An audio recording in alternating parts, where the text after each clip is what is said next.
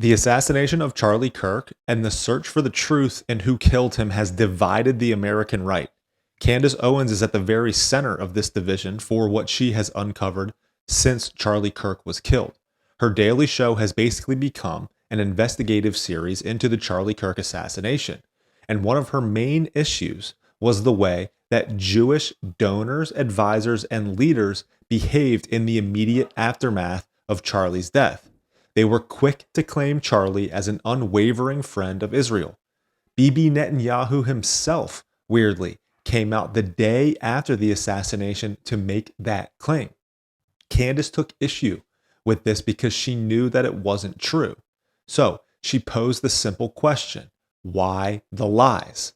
She has since been turning over every stone, talking to every lead, going through every tip, and discerning the different arguments and theories in order to find the truth about what happened to Charlie Kirk.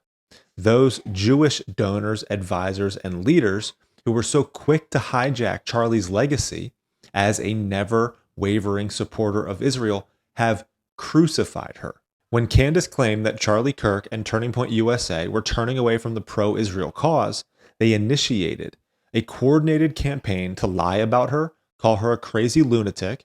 They diagnosed her with postpartum psychosis and accused her of dancing on Charlie's grave for doing so. She then released text messages that were confirmed to be authentic by Turning Point USA of Charlie Kirk, explicitly stating that he was done being bullied by pro-Israel donors and had no choice but to leave the pro-Israel cause a mere 48 hours before he was assassinated. Candace then just released the next big one, her next big claim, and as you're about to see, it has international political consequences, but also religious and historical consequences.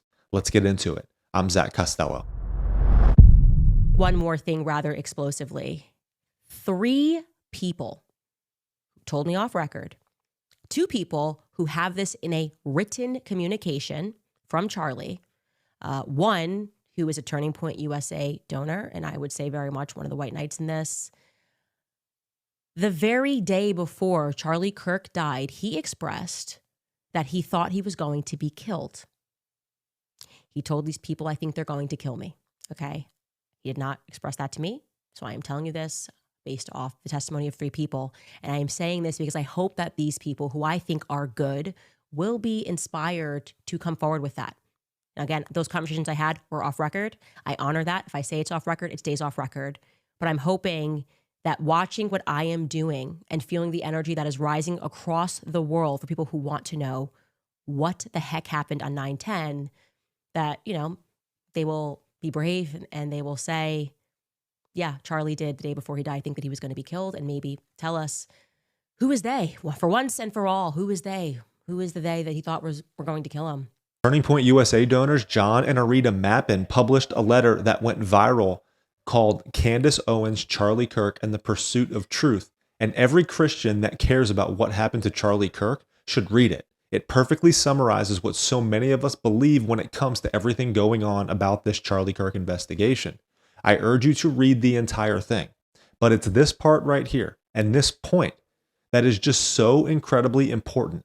And it's the hinge issue of this Charlie Kirk investigation. These words right here, Charlie's execution is an assassination with potentially far-reaching political consequences for America and the world.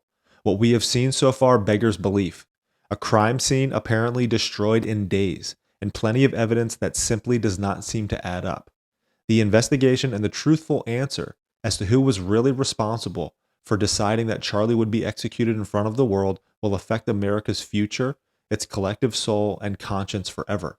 The truth, when known, and we believe it will be known, will have far-reaching international consequences.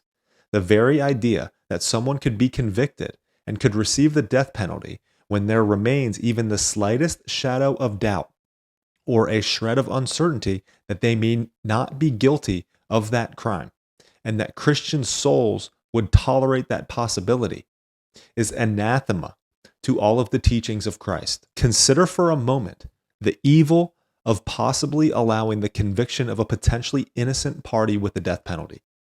I can only begin to imagine the wrath of God and how upset Charlie would be if an innocent man were to be executed for his assassination, and what ill fortune would befall a Christian country and individuals that would allow this. In this sense, Christianity and a leading Christian democracy are now on trial. There is a special place in eternity reserved for those who would allow such an injustice. It is Zionists on the right, who consists of Christians and Jews, who say the science is settled. Israel could never have been involved in the assassination of Charlie Kirk. No reason to even look there. This is akin to the left's reaction to RFK Jr. investigating any link between vaccines and autism. Those who question whether a foreign nation could have been involved and state potential motive are lunatics, anti-Semitic conspiracy theorists who do not deserve platforms, followings, or credibility, and are ruining the country for destroying the MAGA coalition that Trump built by behaving like this in response to Charlie's assassination. Newsflash: real Christians are not political shills that compromise our values or bury the truth in order to win elections. I'm Zach Costello.